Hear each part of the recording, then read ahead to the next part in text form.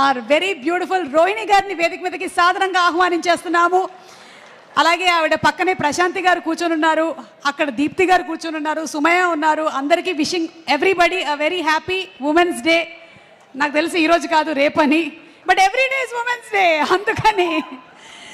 Okay, so yes Rohini garu, మీ మీద అయితే కేసులు ఏమీ నమోదు అవ్వలేదండి, కానీ మీ వారి మీద మాత్రం చాలా కేసులు. మంగపతి గారు ఆయన ఫ్లైట్ ఎక్కేశారు, కానీ మార్చి 12, 14 కలుద్దాం. కానీ మీరు మంచి క్వశ్చన్స్ అడిగారు ఆయన్ని. అవును కదా, చాలా పడ్డాంలేండి కష్టాలు, తప్పించుకున్నాడు ఆయన.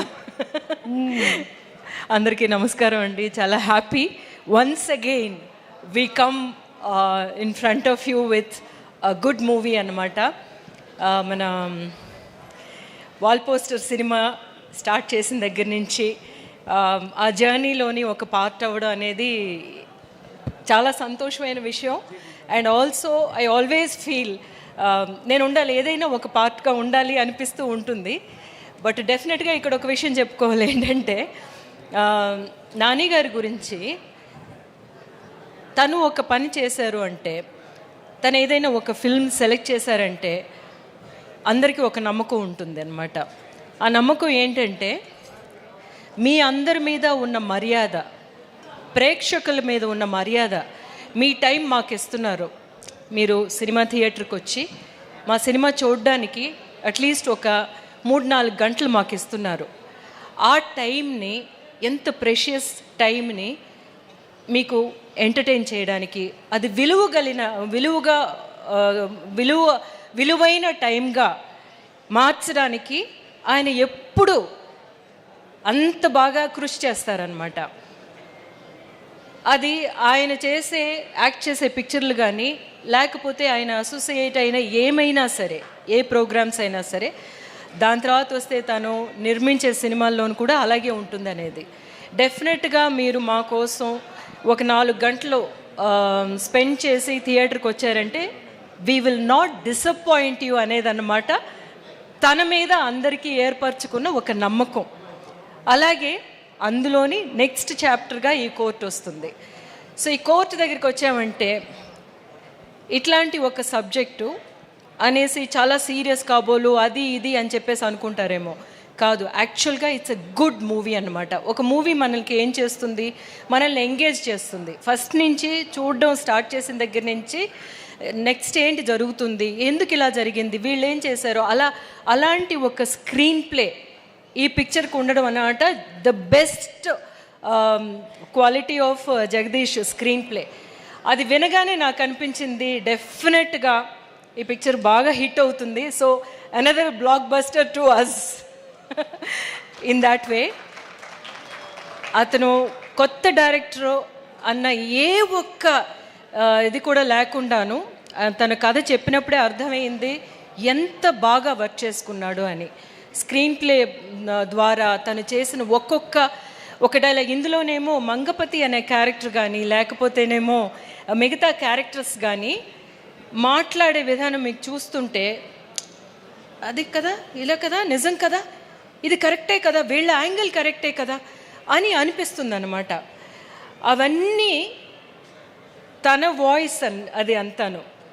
ఇప్పుడు మేము అందరం మాట్లాడామనుకోండి, అవన్నీ జగదీష్ వాయిస్, తను మేము ఇమిటేట్ చేసాము అంతే ఈ పిక్చర్లో.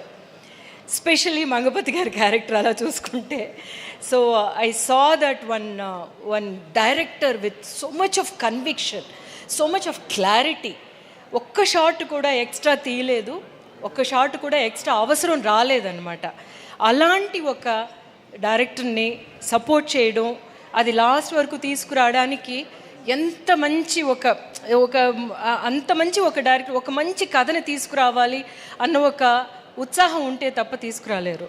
So I'm so happy to be this Seetharatnam. నా సీతారత్నం క్యారెక్టర్ తెస్తే అందరూ అంటారు కదా, ఇంకొక అమ్మ క్యారెక్టర్ అని చెప్పేసి అంటారు. కాదు, ప్రతి అమ్మ క్యారెక్టర్ నాది చూసుకుంటే ఆ అమ్మ చాలా ప్రత్యేకమైన అమ్మే, డెఫినెట్గా కదా. ఒక్కొక్కటి ఒక్కొక్క సిగ్నేచర్ ఉంటుంది. అలా ఉంటే తప్ప నేను చెయ్యను, అలా ఉంటే తప్ప నాని గారు నాకు ఆ క్యారెక్టర్ మీరు చేయాలని చెప్పరు, డెఫినెట్గా అనమాట. సో అలా చూసుకుంటే సీతారత్నం అనే క్యారెక్టర్ నాకు 1-2 సీన్స్లో అయితే నేనే కొంచెం నేను చాలా వర్క్ చేయాల్సి వచ్చిందనమాట. అందులోనేమో డైలాగ్స్ ఉండవు. డైలాగ్ ఉండే సీన్స్ ఆఫ్కోర్స్ మనం ఆర్టిస్ట్గా చాలా ఈజీ అది చేసేయడం. కానీ డైలాగులు లేకుండా కొన్ని విషయాల్ని మనం ఏమో ప్రేక్షకులకి we have to make them understand అనమాట, make them realise the inner journey. So దానికేమో కొన్ని అట్లాంటి దొరకాలని ఎదురు చూస్తూ ఉంటాం యాజ్ అన్ యాక్టర్. సో అట్లాంటి సీన్స్ నాకు ఇచ్చినందుకు Jagadish thank you so much.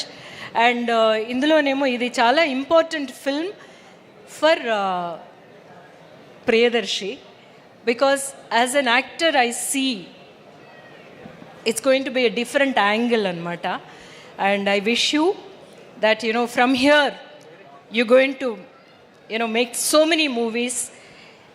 ఒక్కొక్క ఆర్టిస్ట్కి రండి బాగా హిట్ అవ్వడానికి కొన్ని విషయాలు ఉంటాయి. నా అబ్జర్వేషన్లో నేను చూశాను అనమాట. అందులోని ఒక పెక్యులియర్ వాయిస్ ఉన్న వాళ్ళందరూ ఏదో ఒక విధంగా సక్సెస్ అవుతారు. నాకు రమ్యకృష్ణ గారి వాయిస్ చాలా ఇష్టం, ఎందుకంటే ఆవిడది చాలా పెక్యులర్ వాయిస్ అనమాట. అట్లాంటి ఒక పెక్యులర్ వాయిస్ వచ్చి ప్రియదర్శి గారు మాట్లాడుతున్నప్పుడు నేను ఎప్పుడు అబ్జర్వ్ చేస్తానన్నమాట. సో అట్లాంటి వాయిస్ ఉన్నప్పుడు వాళ్ళ పెర్ఫార్మెన్స్ చాలా యూనిక్గా ఉంటుంది. సో వాయిస్ మీద కొంచెం కాన్సన్ట్రేట్ చేసి చూడండి మీరు, and you have a very interesting voice అనమాట. So that is an added advantage for you. That's what I wanted to సే.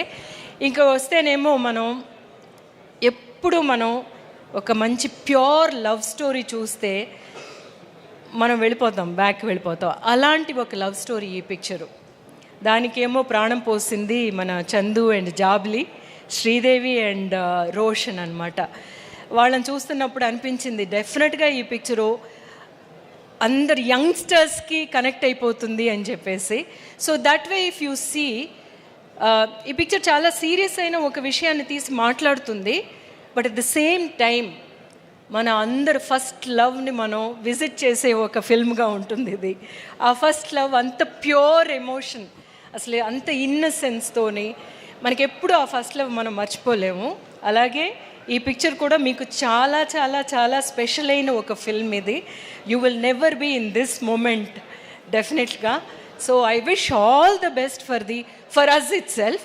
మీరు డెఫినెట్గా ఈ పిక్చర్ వచ్చి చూస్తారు. మీ time is going to be worthwhile అనమాట. హోలీతో పాటు మా కోర్టుని కూడా వచ్చి సెలబ్రేట్ చేసుకుందాము. Thank you so much Rohini garu. నా పేరు రోహిణి. రోషిని అంటారేంటి? అంటే ఇందాక వెలుతురు లేదు కదండి, అందుకని రోషిని అన్నా. Okay, thank you so much Rohini garu. Thank you very much, and looking forward to seeing you in the movie on March 14th. Yes, ఆ 12th అన్నారు, మరి ఆ ప్రీమియర్స్ అందరికీ 14th. ఓకే, సో ఇందాక మనం విన్నటువంటి ఆ బ్యూటిఫుల్ సాంగ్ మనకి అంత సోల్